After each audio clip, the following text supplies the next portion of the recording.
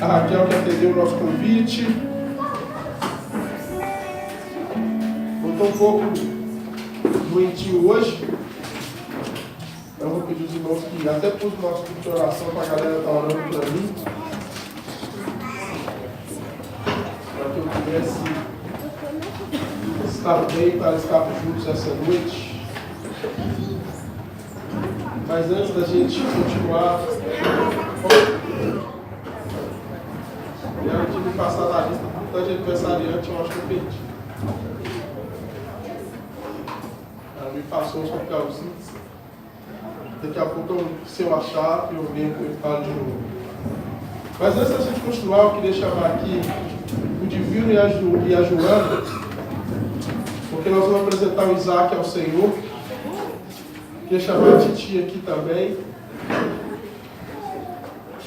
para vir aqui à frente. Como hoje o Gabriel está bem, eu estou doente, eu pedi para ficar comigo depois. Hoje eu que estou mal, mas vocês estão aqui.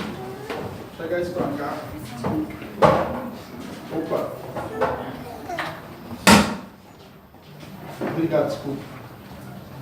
Amém? Olha a titia. Vai ser a madrinha do menino. Eu gosto de madrinha, por isso que vocês veem que eu gosto. Eu gosto de padrinho de madrinha. Diz que eu dessa figura no meu evangelho, mas eu sou padrinho do menino aí. E assim, ele falou assim, que é a madrinha, irmão, deixa a madrinha aí. Queria te convidar a ficar de pé. Graças a Deus, esse menino foi para abençoar a vida desses dois, para trazer. E eu acho que creio até que para restaurar algumas coisas que poderiam se haver perdido. E eu sei que sempre filho é milagre, presente de Deus. Nós vamos fazer aqui o que a Bíblia nos ensina, apresentar o Isaac ao Senhor. Como eu estou gripado, eu vou deixar a tia levantar aí, chega para o lado de cá, a tia, mais para perto, o papai e a mamãe para o lado de cá. Você fica aqui em cima, não precisa ficar mais altinho, só fica pertinho do seu olho, para você ver. Nós vamos apresentar essa criança ao Senhor, entregá-la ao Senhor. Porque na verdade, não somos nada. Vem para cá porque estão filmando, aí falou que quer que apareça na filmagem lá, o cinegrafista. Na verdade, a Bíblia fala que os filhos são a herança do Senhor para nós. E nós, como igreja, nos sentimos felizes de participar desse dia de apresentação dessa criança ao Senhor. Nós, como igreja, nos sentimos honrados de poder estar aqui, erguendo as mãos e falar, Senhor, essa criança é sua e ela veio para ser uma bênção. Não só na vida desse casal, mas também na vida da igreja, não só na vida da igreja, mas na vida da família, não só na vida da família, mas na vida dessa nação. Nós cremos nisso. Por isso e aí o nome dele já é profético, por isso nós apresentamos Isaac ao Senhor.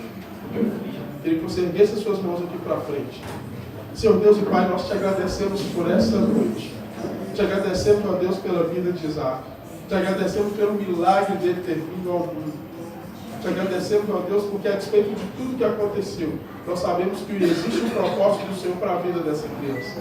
E que ela cresça cheia de graça diante de Deus e diante dos homens. Nós apresentamos a Ti, ó Deus, sabendo, ó Deus, que ela é uma criança consagrada ao Senhor. Mal algum chegará à sua tenda, para a honra e glória do Senhor Jesus. Nós, como igreja, ó Deus, te entregamos essa criança e dedicamos também esses pais a Ti, para que eles possam ser exemplos de vida, de amor, de comunhão com Deus na vida dessa criança. Em nome de Jesus, amém. Amém. Que abençoe. Amém. Amém. Amém. Pode sentar.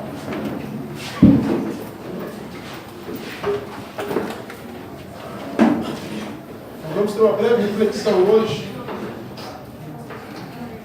no texto de Neemias. Eu queria que você abrisse a sua Bíblia em Neemias comigo. Tenham paciência comigo, hoje eu estou um pouco debilitado. Ontem muita dor, hoje dor de cabeça. Mas eu queria compartilhar com vocês essa mensagem hoje. Eu espero que assim como Deus me edificou, possa edificar a vida de vocês. Amém? Vou chamar o Gabriel para ficar do meu lado aqui, porque ele fez aniversário ontem. Então ele está mais velho, mas ele está mais novo do que eu, então ele consegue ficar em pé. Fica comigo aqui, parceiro. Meu Deus, estou lembrando daquele calor, aquela torta de morango. Eu só posso agradecer a Deus. E ele que fez a torta de morango, tá, gente? Amém? Nós vamos aprender um pouco sobre Neemias. Hoje nós vamos ler alguns textos de Neemias. Eu queria que a gente conversasse um pouco acerca desse homem de Deus. Pai, quero te agradecer por essa noite, quero te agradecer pela tua palavra, quero te agradecer, ó Deus, especialmente por Esdras e Neemias, esses irmãos tão importantes na história de Israel, esses irmãos que vêm trazer esperança a um povo sem esperanças, sendo usados pelo Senhor, para reconstruir, ó Deus, o que havia sido destruído.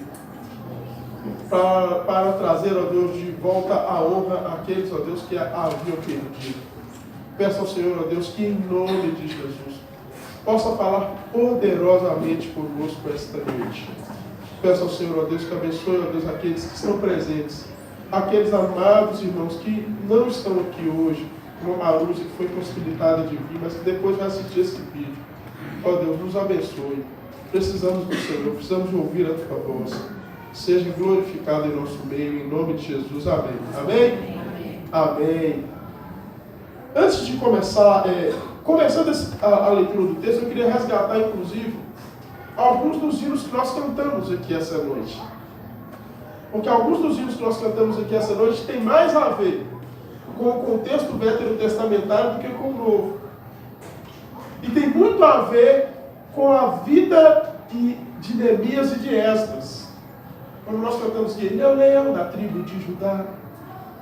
Essas canções têm muito a ver com essa história. Com Neemias, com Esdras.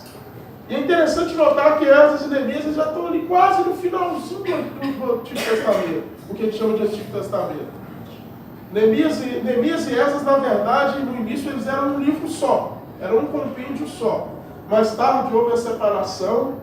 E esse livro e essa história vai se dar mais ou menos por volta do ano 446, 450, 464 a 440 e poucos antes da era cristã. Lembrando que nós vamos sempre contar a história até Jesus, de 2000 até 0, depois de 0 até nossos dias, ok?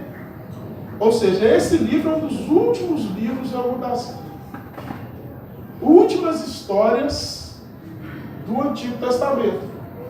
Provavelmente ele é ali contemporâneo de Ageu, ele é contemporâneo de Malaquias, né? Ele está ali um pouquinho pertinho de Ezequiel.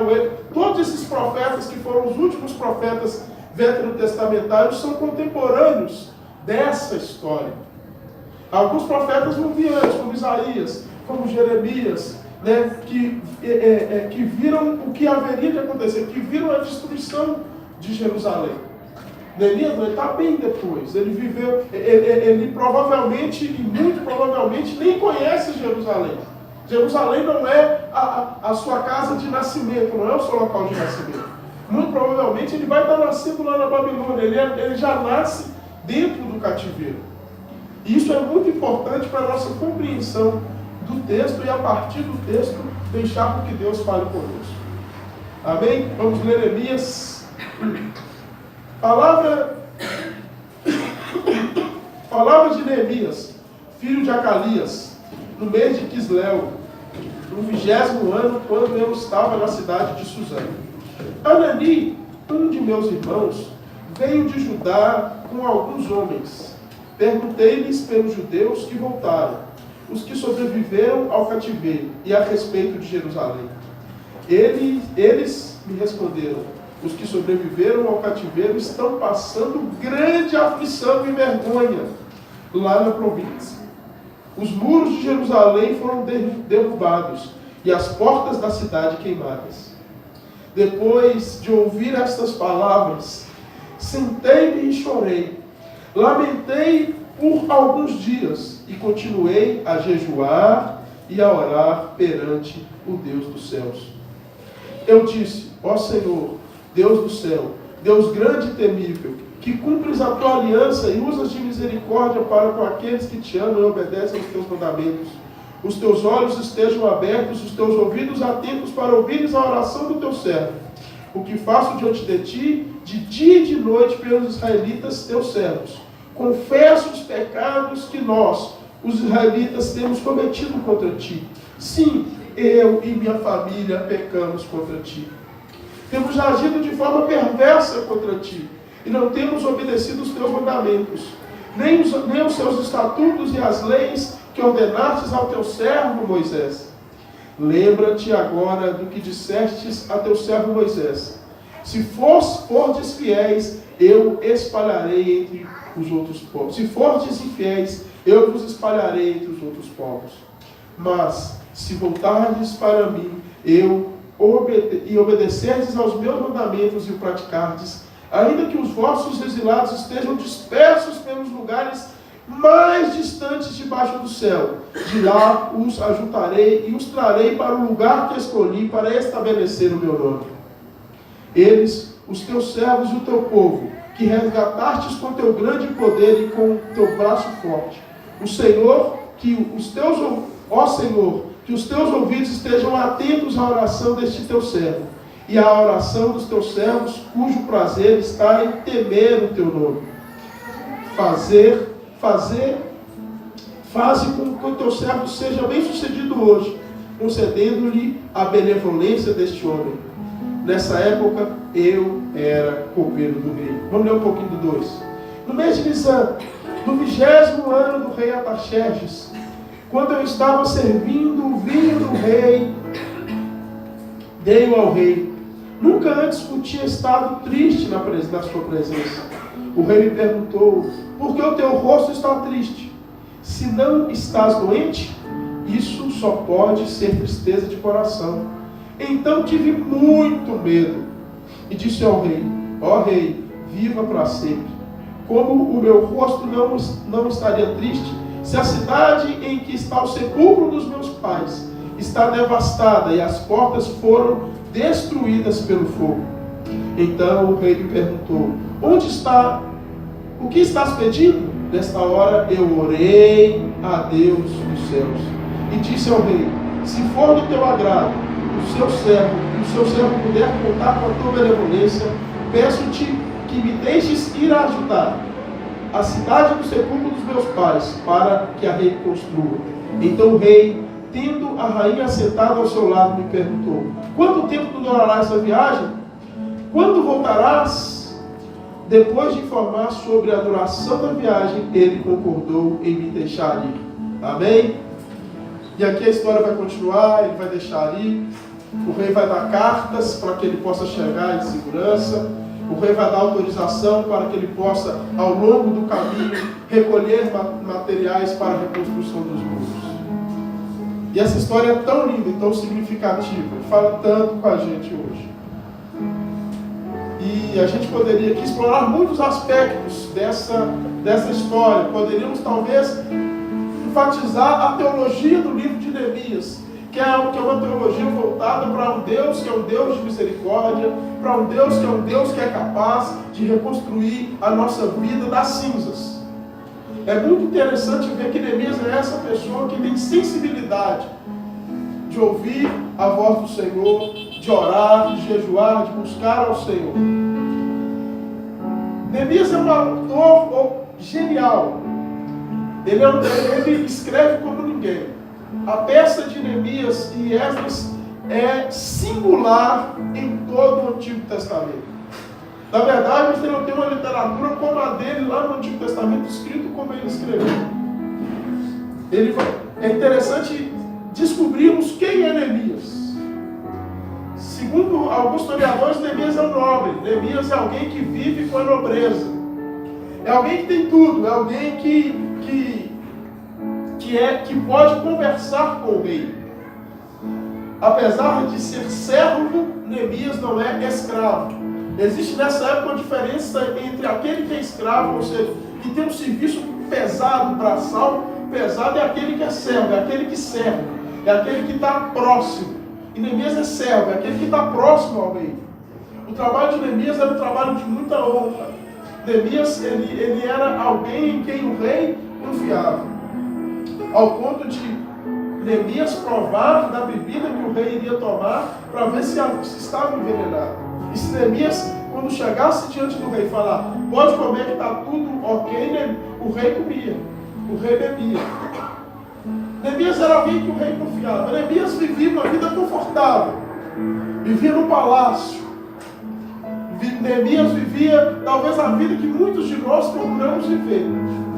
E pelo que o texto nos diz e nos ensina, Neemias, o rei gostava muito de Neemias.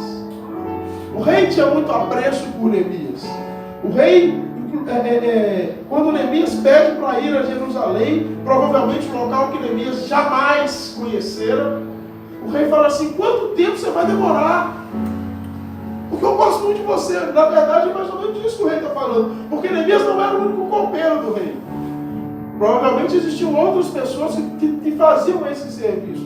Mas Neemias era alguém diferente para o rei. Neemias era alguém, e a gente talvez pode assim dizer, especial para o rei. E da onde eu consigo entender isso? Eu não consigo entender isso porque a Bíblia fala que Neemias foi incapaz de se mostrar triste diante do rei. Ele temeu por sua vida. Por quê? Porque naquele tempo, se você se demonstrasse triste diante do rei, você era condenado à morte. Porque você ia mudar o humor do rei. Porque você ia deixar o rei chateado. E se isso acontecesse, você seria morto. Você seria condenado à extinção. E é isso que acontece. Neemias se demonstra triste diante do rei. E a Bíblia fala que ele temeu. Ele temeu pelo quê? Ele temeu pela sua vida. Mas por que Neemias faz isso? Mas por que Neemias não esconde quem ele é? Por que Neemias não esconde o que ele sente? Porque Neemias é um homem de Deus. E alguém que é pessoa de Deus é alguém que não tem medo de mostrar quem é. Acontece a mesma coisa com Jesus. Jesus chora, Jesus fica irritado, Jesus joga coisa para o alto, Jesus é fantástico. Porque Jesus, como a Bíblia nos revela, é o Filho do homem, é o homem perfeito. Então na sua humanidade ele não tem medo de demonstrar quem é, nem mesmo as suas carências, nem mesmo a sua vontade de ter alguém perto dele, como acontece lá no Getsemane. Não tem medo de demonstrar, não tem medo de pedir nada para ninguém, como acontece em João capítulo 4, onde ele está com sede, chega para uma mulher samaritana e fala assim, me dá água. Jesus é sensível, não só à sua necessidade, mas também à necessidade do outro. E aqui a gente encontra o Neemias assim. É um Neemias que valoriza a proximidade. É um Neemias que gasta tempo com pessoas. É Neemias que se importa com o outro. A Bíblia, o texto nos fala, aí vou deixar, pode terminar aí, não precisa de ficar passando tudo aí. O texto nos fala que Neemias 1, que Neemias estava lá na cidade de Suzã e de repente veio seu irmão Anani. Aí é difícil, a gente não pode te dizer se Anani era um irmão de sangue. Alguns historiadores vão dizer que Anani era um irmão de sangue dele, ou era um irmão porque era também hebreu. Ou nesse caso, a divisão do reino já havia acontecido, então era judeu. E Anani vem com notícias da terra dele. E aí que eu tenho que lembrar as canções que nós cantamos hoje. Qual canção cantou hoje? Jeová o teu cavaleiro. O que mais nós cantamos? Ouve-se o júbilo. Daí que vem essas duas canções que são importantes nesse contexto. Porque nesse contexto, não no contexto do Novo Testamento, no contexto do Novo Testamento, Jeová, ele não é leão da tribo de Judá, ele é o cordeiro que dá a vida por nós. Mas lá no Antigo Testamento, quando Ananias traz para ele os relatos, falou assim, a cidade está destruída. Estou tentando fazer uma reconstrução lá, tentei porque Ananias tentou reconstruir algumas coisas, mas não deu certo. O templo já tinha começado a ser reconstruído. Esse homem que está do lado do rei, esse homem fica triste e ele chora. Ele chora porque ele entende e vamos pensar, quem está estudando comigo, terça-feira nós estamos estudando, tá? Quem quiser vir é terça, 8 horas da noite. No Antigo Testamento, duas coisas são preciosas: semente e terra. A terra está destruída. Salmo, se eu não me engano, 137, outro Salmo 126. Quando nós retornávamos para Sião, estávamos como quem sonha. Esses povos diziam, grandes coisas o Senhor tem feito por eles. Mas esse texto, nós já falamos dele aqui, é um texto que a terra está destruída. Jerusalém havia sido destruída. Se eu não me engano, eu tenho que lembrar certinho, 568, antes dessa data. Havia sido destruída. O templo foi destruído, os muros foram destruídos. A terra estava desolada. Se a gente voltar um pouquinho na história, nós vamos ver que primeiro vão vir os babilônicos e vão destruir tudo. Depois os assírios, depois os persas vêm e pegam tudo que é dos babilônicos. Mas a cidade está destruída, o povo havia sido disperso. Nós vamos chamar isso de uma da primeira diáspora. O que é diáspora? O povo foi disperso pelo mundo. Quando fala que o povo foi disperso, não significa que não ficou gente lá. Ficou gente lá. Se a gente lembrar bem, a primeira vez que isso acontece vai ser a época que Daniel vai ser levado cativo. Mas ficou um pouquinho de gente lá, só que era gente pobre. A cidade já não existia mais. A glória do templo tinha acabado. E aí primeiro vem Esdras vem, e Esdras e Neemias estão ali meses, um atrás do outro. E ele vem primeiro para reconstruir, no próprio reinado de Artaxerxes, o templo.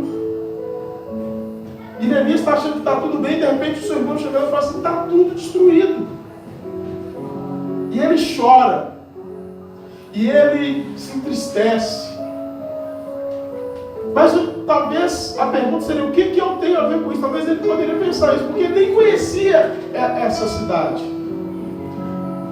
Ele não nasceu lá. Mas existia uma coisa no coração dele, existia um sentido de promessa. E tanto que todas as palavras que ele fala são recordações do que Deus havia falado com Moisés. Todas as palavras que Neemias usa na sua oração e na sua retórica, no seu livro, são palavras que outrora estavam lá em Levítico e em Êxodo. Senhor, nós sabemos que nós estamos aqui porque nós pecamos. Lá no livro de Levítico está falando que se nós pecássemos, realmente o Senhor nos levaria, nos colocaria dispersos entre as nações. Mas também, Senhor, a Tua palavra está escrito que se nós orarmos, se nós nos humilharmos, se nós nos voltarmos aos Seus caminhos, o Senhor restaura a nossa sorte. E Neemias chora, e Neemias sofre por causa disso.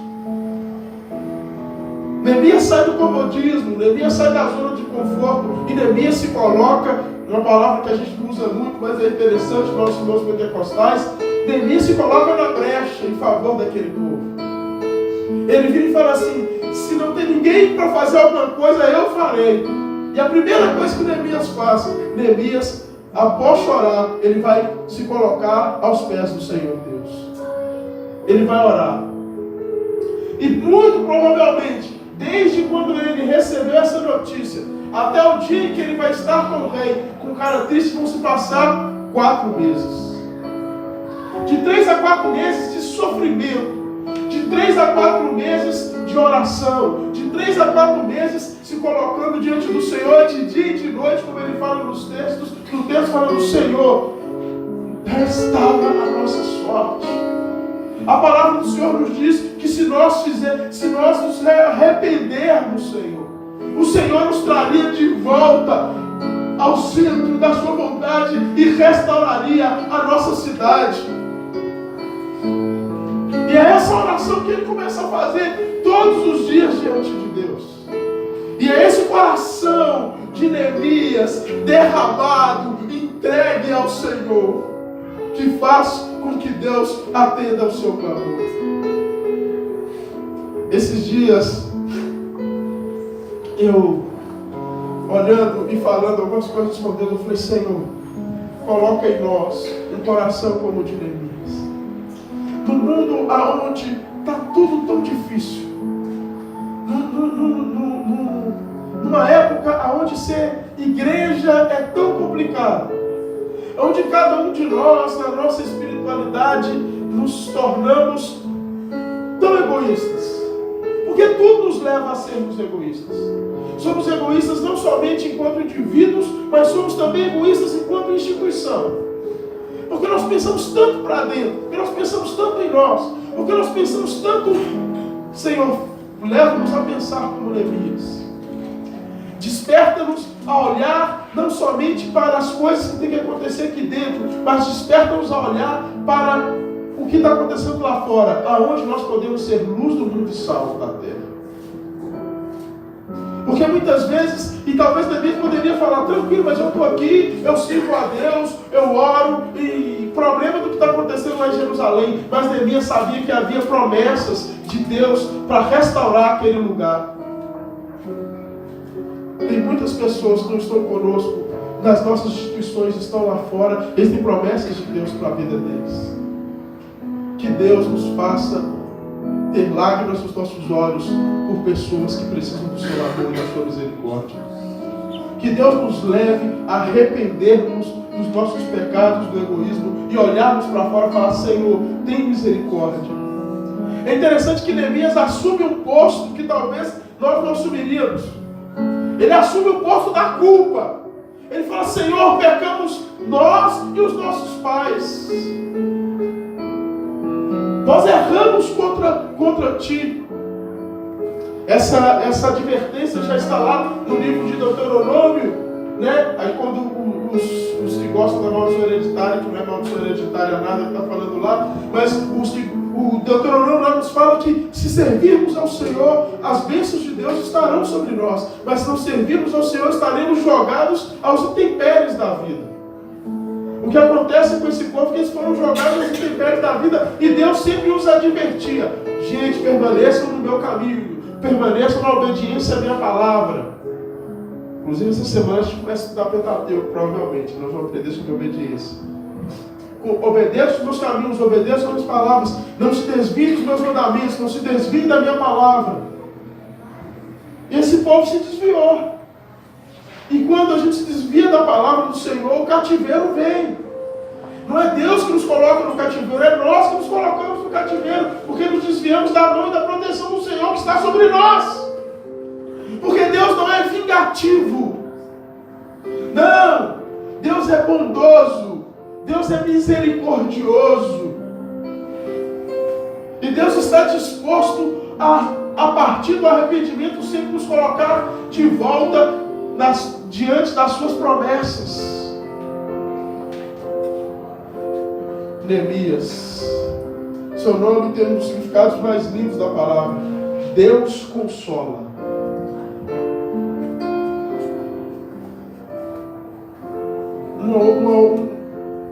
Um outro aspecto também pode significar o Senhor tem compaixão. É interessante que no início desse texto a gente aprende que quando Neemias recebe essa notícia, Neemias se compadece daqueles que estão longe, se importa com o outro. E aí é muito legal a gente ver essa verdade lá no Novo Testamento.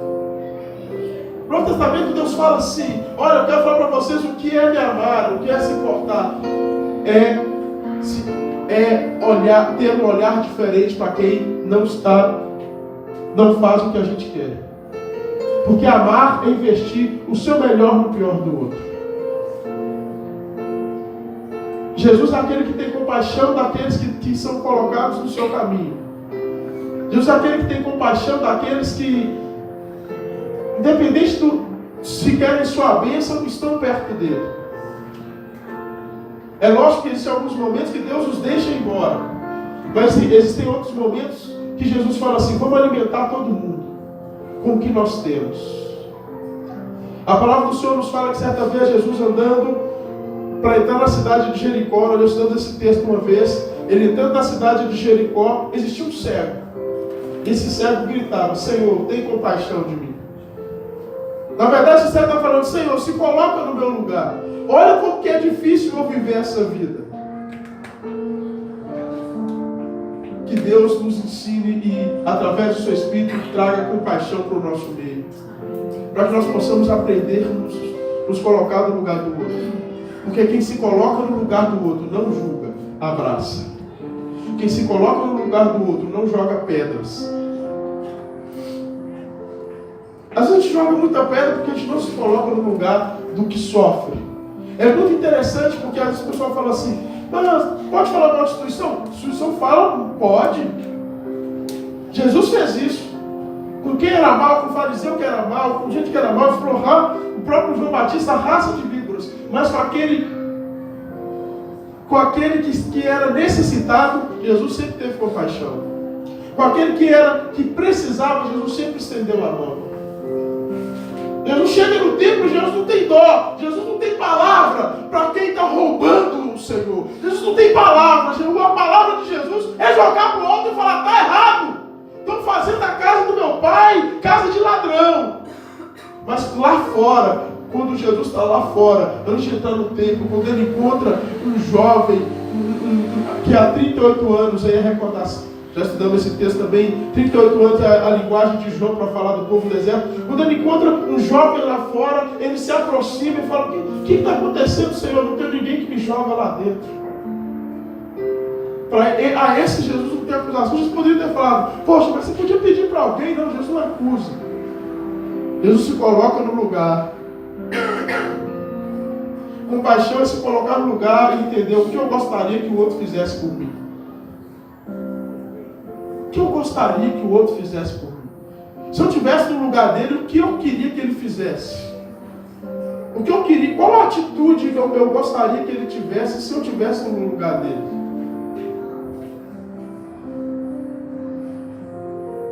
Neemias tem isso.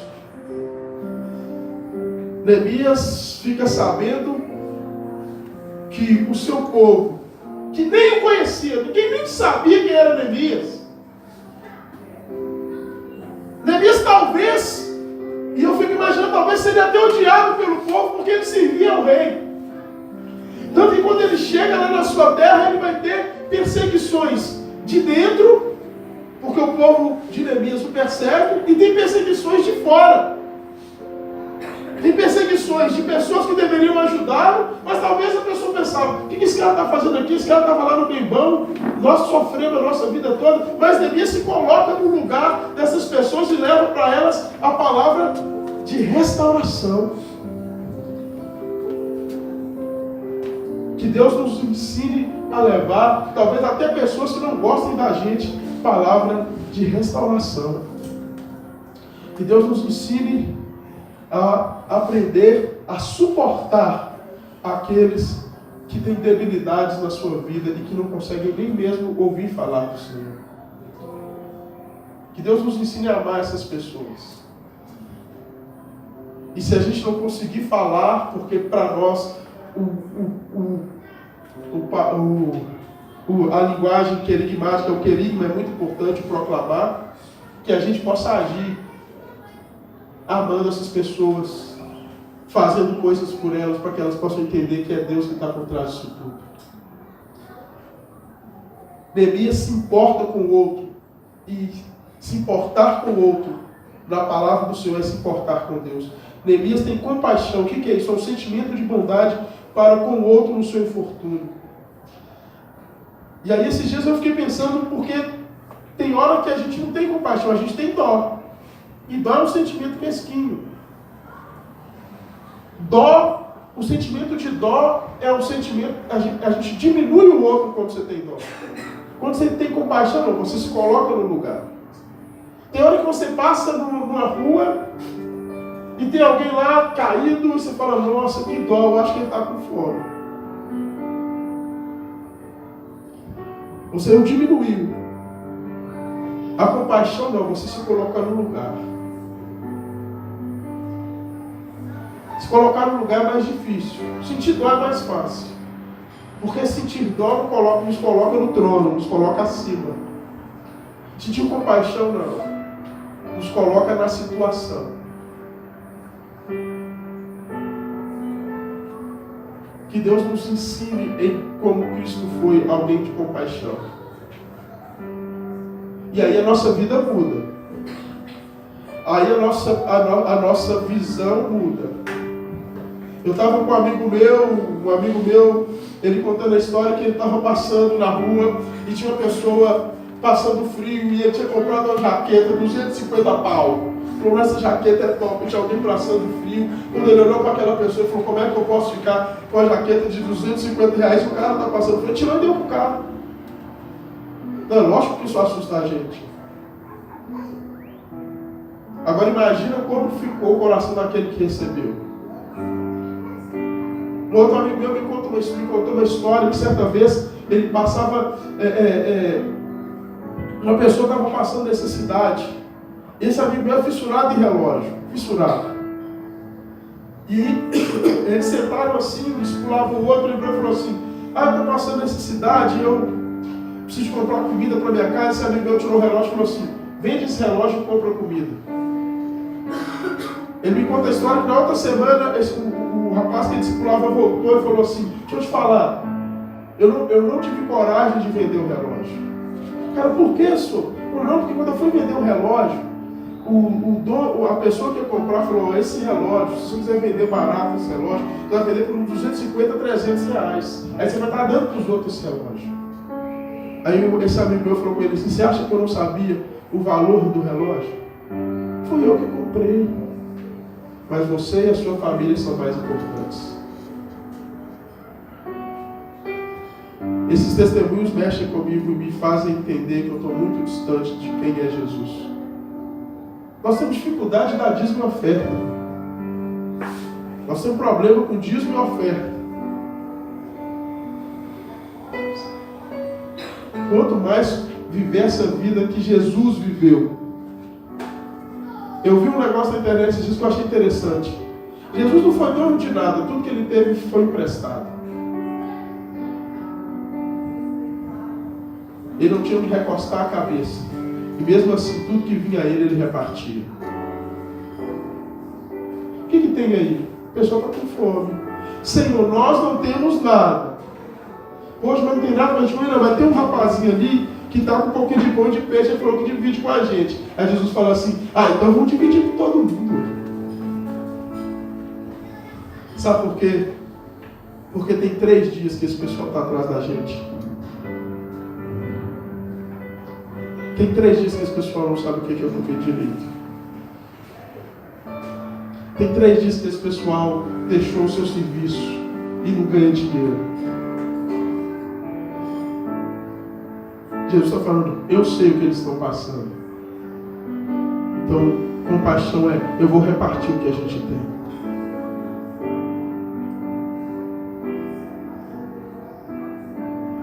Neemias vive isso. Ele está no palácio, mas ele entende o que o povo está passando. E a gente pode achar muita coisa para tentar explicar o seu choro, mas eu entendo, o choro dele é o choro por aqueles que não têm defesa. Por isso que o que vem na mente dele é, precisamos criar defesa para esse povo. Vamos reconstruir os muros. Porque qualquer um pode chegar e bater e roubar o que eles têm. Vou ir para Jerusalém. E vou fazer de tudo. Eu vou desgastar a minha vida. Eu vou desgastar a minha reputação. Mas eu não vou deixar esse povo viver sem proteção. Neemias vem restaurar a dignidade daquela nação. A dignidade daquela cidade. A minha oração é para que Deus nos envolva de uma forma tão forte, tão profunda, que daqui a algum tempo as pessoas que Deus colocar no nosso caminho entrem aqui e deem testemunhos assim. A minha vida estava perdida e Jesus colocou alguém na minha vida e restaurou a minha sorte. Hoje eu sou digno. Minha oração é para que a gente possa buscar, tentar viver esse evangelho a todo custo. Isso é difícil. Porque tentar viver isso é encontrar inimigo de todas as formas. Aconteceu isso com Neemias, não vai acontecer isso com a gente. O pessoal começou a reclamar de tudo para Neemias. O pessoal começou a cheio de mimimi com Neemias. Mas Neemias se manteve firme, porque ele tinha certeza de que Deus estava com ele. Quando ele chega lá, o povo, os de fora ficam com inveja e começam a falar mal dele. Depois os de dentro começam a atacar o pau nele. Mas uma coisa eu aprendo com Neemias, e eu espero que nós como igreja possamos aprender isso. Isso tem sido um desafio para nós, pelo menos para mim Neemias é paciente. Neemias é paciente. Ele não é passivo. Ele age, mas ele é paciente. Viver essa verdade, viver esse evangelho é muito complicado, porque você precisa de ser paciente. Descansar no Senhor é um dos exercícios espirituais mais difíceis da vida cristã. Porque, como eu já disse aqui, estar na escada rolante e não querer subi-la enquanto ela te leva para cima é difícil. Estar na escada rolante, a gente quer subir. Lembra? Estar na escada, fica paradinho na escada rolante e deixa ela te levar, deixa o Espírito te guiar. A gente quer guiar, a gente quer fazer, a gente quer correr.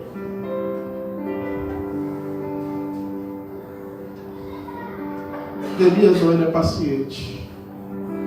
Ele espera de 3 a 4 meses orando para agir. Semana passada, Deus me marcou profundamente quando eu cheguei aqui e a Carla estava lá embaixo orando. Falei, Senhor, é disso que a gente precisa. Eu nem sou tão chegado de ir no monte, principalmente nessa época de frio, mas minha prima mandou assim essa semana. Vamos no monte? Eu falei, não, se precisar de ir no monte, vamos no monte. Não é porque o monte não é algo especial, mas pelo menos nós vamos estar juntos para orar, vamos para o monte orar. Porque o desejo mais profundo do meu coração é que Deus haja na nossa vida em favor de pessoas que nós não conhecemos ainda. É que Deus haja em nossa vida com tudo que a gente tem, com tudo que a gente possui, com tudo que a gente construir em favor de pessoas que ainda não sabem que são amadas pelo Senhor. Que nós possamos sair desse lugar e reconstruir muros de pessoas que estão inseguras aí fora na vida. De pessoas que muitas vezes se decepcionaram, muitas vezes com os nossos sistemas. Por isso que um dos nossos nomes é uma igreja fora da estrutura. Porque muita gente foi machucada, foi vilipendiada nos seus direitos e não consegue mais estar junto com a gente porque nós a magoamos. E elas perderam toda a proteção que elas tinham no seio das igrejas. E eu espero que Deus nos levante para ir nesses lugares. Que Deus nos desgaste, como Neemias se colocou na brecha para ser desgastado. Quando ele chega perante o rei, ele pode perder a vida. Mas vou usar uma palavra muito legal, que a gente conhece. Ele não afina. Ele se demonstra triste. Ele não afina. Ele chega diante do rei. Você está triste? Estou. Naquela hora ele entendeu. Vai mandar me matar, mas eu não posso afinar. Por que você está triste? E aí ele já tem o projeto todo, gente. Eu acho isso legal. Eu fiz por causa disso. Como é que tem que fazer para restaurar? É assim, preciso de carta. Tal lugar, se eu passar, eu pego madeira. No outro lugar, eu pego tal. No outro lugar, eu pego tal. O rei falou assim: quanto tempo você vai demorar? E volta para cá, porque você é o quê?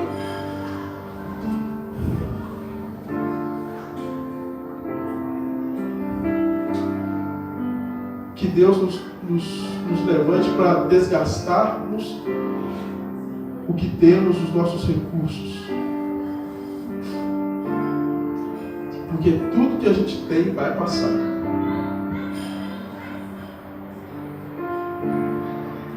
Tudo que a gente construir vai ficar. Só uma coisa é eterna. Só uma coisa pode ser eterna. São as pessoas.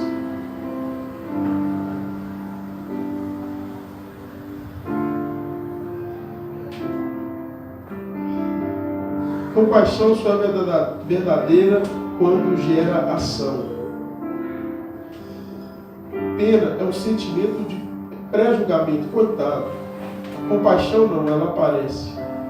A compaixão nos faz agir. Ele orou e projetou um plano. A compaixão nos faz sair da zona de conforto. Se quisermos o melhor, devemos agir para que este aconteça na vida do outro. Neemias se importou tanto que saiu da sua zona de conforto.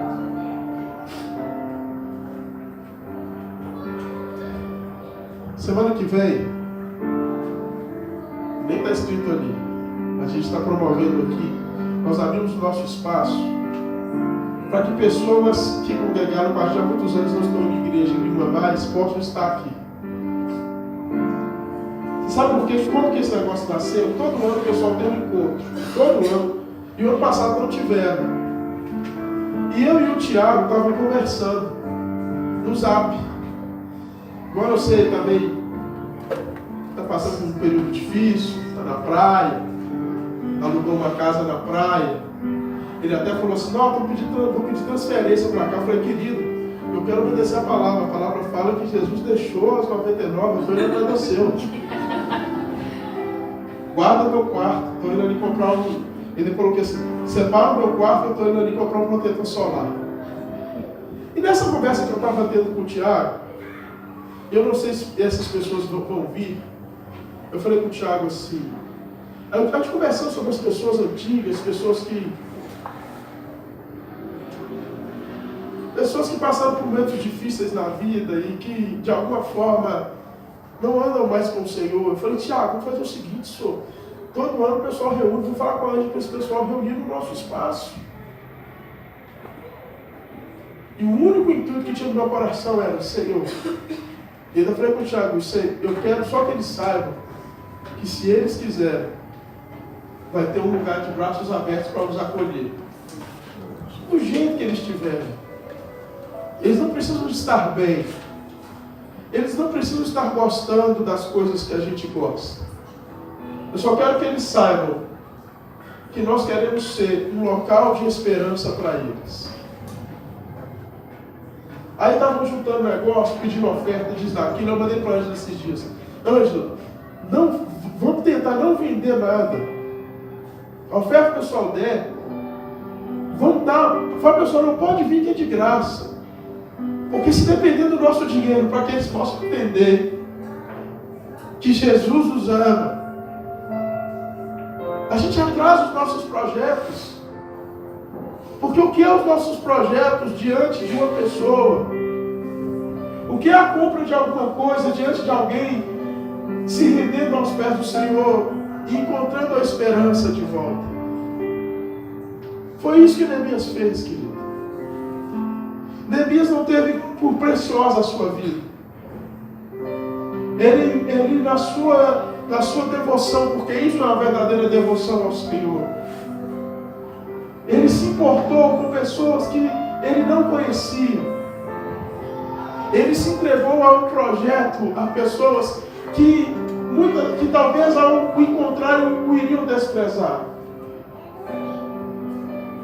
E as orações que ele fez ao Senhor foram orações para buscar de Deus a lembrança das promessas que Deus havia feito àquele povo.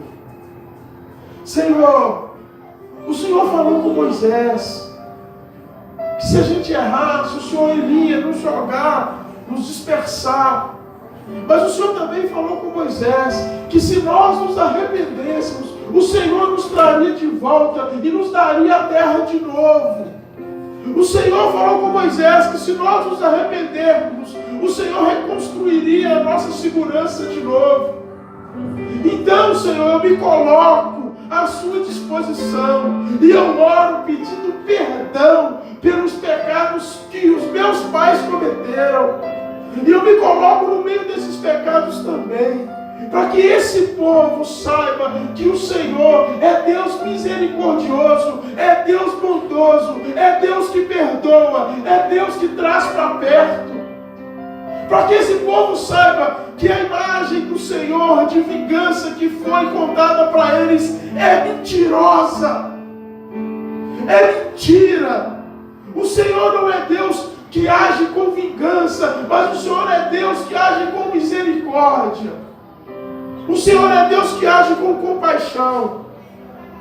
Então, Senhor, eu coloco a minha vida diante de Ti para que esse projeto aconteça. Isso é lindo. E eu espero que a gente viva isso. E se a gente viver aqui 30 anos e acontecer com uma pessoa só, você pode ter certeza, para muita gente pode achar, poxa, eles erraram, mas no meu coração vai existir um sentimento de gratidão falando com Deus. Vale a pena, valeu, Senhor, valeu gastar a nossa vida, valeu entrar para a eternidade com esse irmão. Porque tem muita gente por aí que está com os seus muros destruídos. Talvez ainda até acredite em Deus. Como aqui, Esdras chega e reconstrói o templo. Mas qualquer invasão faz com que esse templo seja destruído. Faz com que a sua crença caia.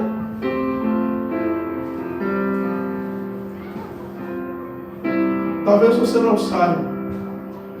Porque eu também não sou de ficar falando isso, porque eu acho que é uma bobagem tremenda de ficar falando, mas eu tenho orado para que Deus dê a gente dinheiro, para a gente chegar na casa de alguém que não tem nada, e a gente chegar e falar assim: nós viemos aqui na sua casa, pintar a sua casa, reformar, e porque aí a pessoa fala: por que vocês estão fazendo isso? Porque Deus te ama. Numa madrugada, eu estava em casa, e aí passou o filme da Rio Som. E eu fiquei assistindo, e eu ficava assistindo chorando. Porque é muito legal o projeto que eles têm. Eu tenho falado entre vocês que a minha oração é para que entre nós não haja necessidade. Você fala: o senhor passa dificuldade? Passo e passo muito. Mas eu tenho orado para que Deus que entre nós não haja necessidade. E que quando a gente conseguir suprir todas as nossas necessidades, a gente possa ir lá para fora. Mas que se a gente não conseguir todas as nossas, a gente possa se compadecer de pessoas que Deus colocar no nosso caminho. Para isso que essa igreja existe.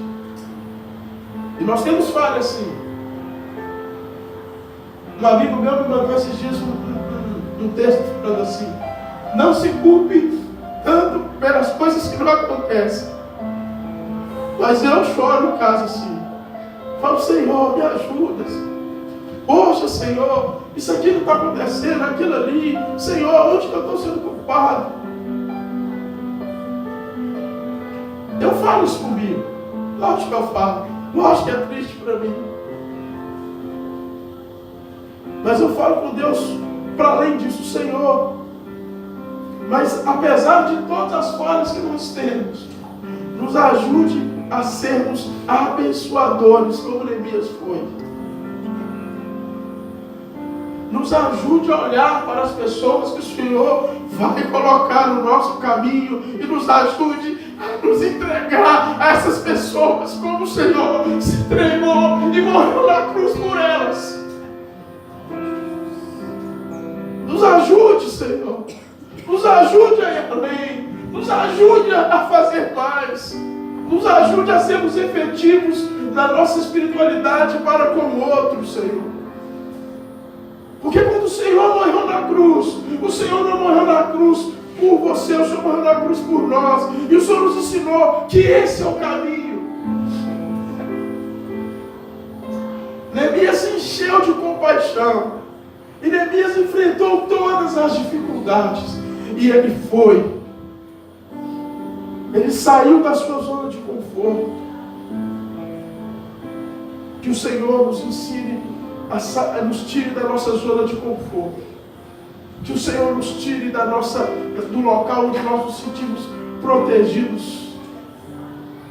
E que o Senhor nos leve a correr risco em prol dos outros.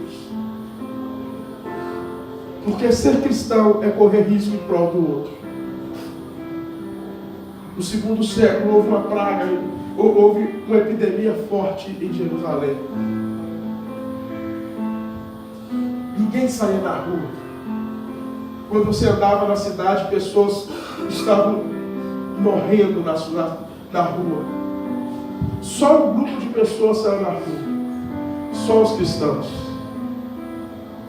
E a história não é bonita. Porque muitos cristãos, quando iam para a rua cuidar dos enfermos, eles pegavam a doença e morriam. Mas eu fico imaginando que na morte dessas pessoas, o céu se abria para recebê-los. Porque isso é compaixão.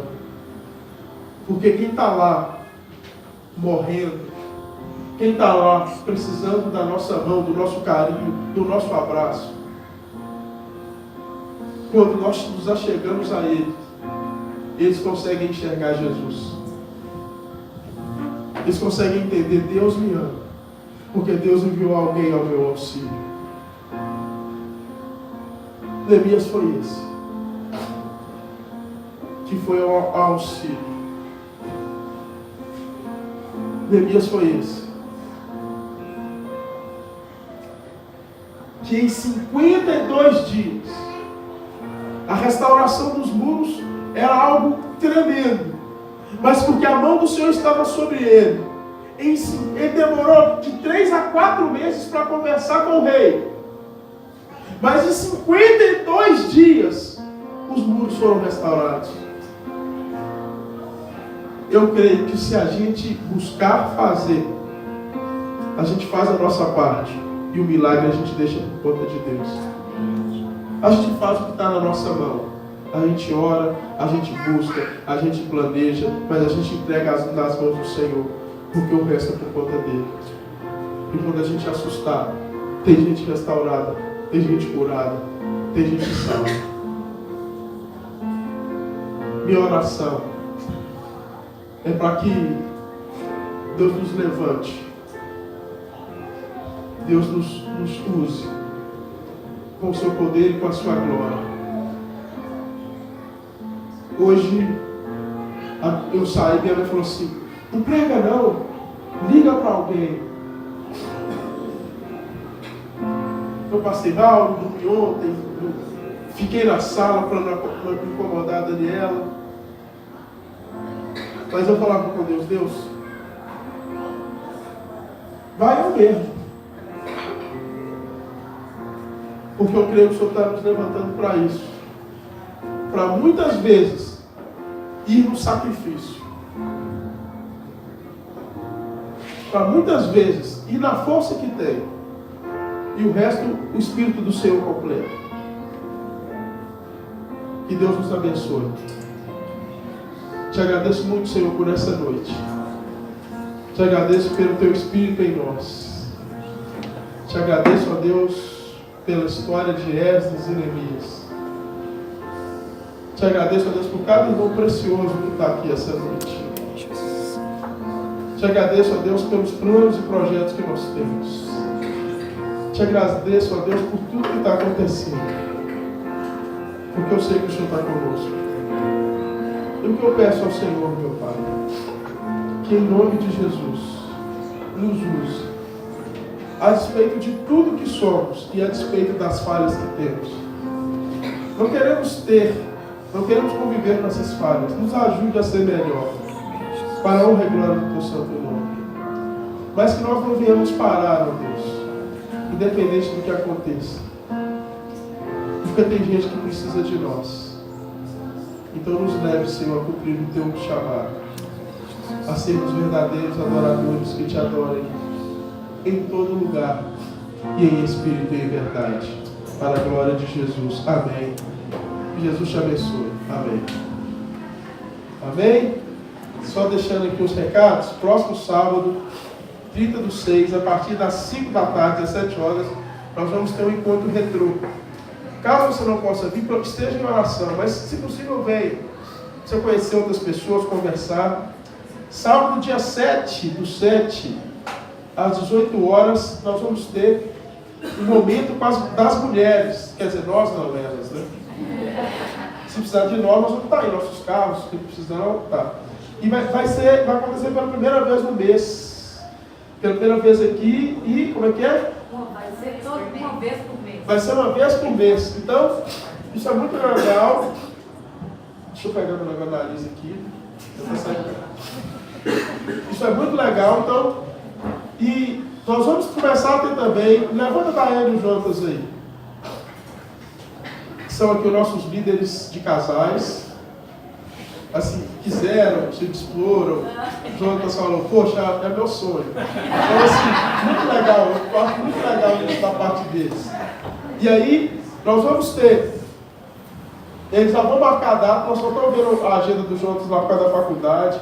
Pelo menos de 15 dias nós vamos ter um encontro com os casais aqui na igreja, porque a gente vai começar um trabalho de discipulado próximo dos casais para a gente estar junto, estar perto. E aí, essa é a nossa liderança, que foi instituída por Deus, eu creio, e eles aceitaram de bom grado. Obrigado, amigo. Aceitaram de coração aberto. Então, muito obrigado pela vida de vocês. E eu queria que você não faltasse. Por quê? Porque nós vamos pegar o que aconteceu aqui no nosso encontro de casais, e a partir daquela administração nós vamos desenvolver como se fosse uma apostilazinha para nós trabalharmos as nossas relações, ok? E aí é muito legal, porque no primeiro encontro, quem respondeu o questionário que eles mandaram? Também respondi. A partir daquele questionário nós vamos ver algumas coisas, os assuntos a serem tratados, e eles vão expor no primeiro encontro a estatística toda, amém? Amém. Esteja orando por nós essa semana, né? Estou um pouquinho debilitado, minha saúde está muito frágil, mas Deus vai dar graça, nós vamos superar isso tudo. Eu queria deixar o seguinte, eu já vou deixar aqui um anúncio, porque no nosso café da manhã, a igreja vai estar aberta em assembleia, porque nós vamos estar nós vamos estar legalizando a igreja. Então, semana que vem nós vamos fazer isso de forma oficial, mas eu já queria dar esse recado para vocês, tá ok? Amém. Quem fez aniversário esse mês? Levanta, porque a Daniela escreveu tudinho, só que eu perdi. Hã? Eliane. Cadê o... Vem cá, filho. Vem cá agora, só porque agora já fica em pé aí. Ali, dia dos namorados, fez aniversário. Quem fez aniversário? As 3 crianças lá embaixo fez aniversário. A Leila. Qual Leila, gente? A Leila. Ah, não, verdade. Nem vou falar não para não comprometer. Mas está muito gostoso lá. Não me escandaliza. Mas Gabriel, a Leila que nós tivemos lá, Gabriel lá, Eliane, que não está aqui hoje porque eles estão no hospital, eles estão chegando no hospital com a Lia. Isaac da Marusa. O Isaac da Marusa. A Marusa não está aqui hoje, por quê? Porque o ex-marido dela chegou lá à tarde, e aí ela falou assim, não, Ju, eu não consigo sair porque ele está aqui, e ele tem um tempo que eu ia ver os meninos, e ele está lá, por isso que ela não veio. Quem mais fez aniversário? Tem um monte de criança também. Um monte de criança. Então vamos orar por esse monte de criança, eu não sei quem é. Deus, eu te agradeço pela vida do Gabriel, pela vida da Lei, pela vida dessas crianças maravilhosas, pela vida do meu filho que faz aniversário amanhã, pela vida do Davi que faz aniversário amanhã também. Muito obrigado, ó Deus, pela tua graça. Muito obrigado por termos, ó Deus, trago para perto de nós. Muito obrigado, ó Deus, por termos, ó Deus, eles, ó Deus, e vivermos como igreja. Os abençoe com toda sorte de bênçãos. Que a cada dia mais, ó Deus, a luz do Senhor resplandeça na vida deles até que seja dia perfeito. É o que te pedimos em nome de Jesus. Amém. Amém? Amém. Que Jesus te abençoe. Quem quiser, até terça-feira, ou quem não vier terça, até sábado e até domingo.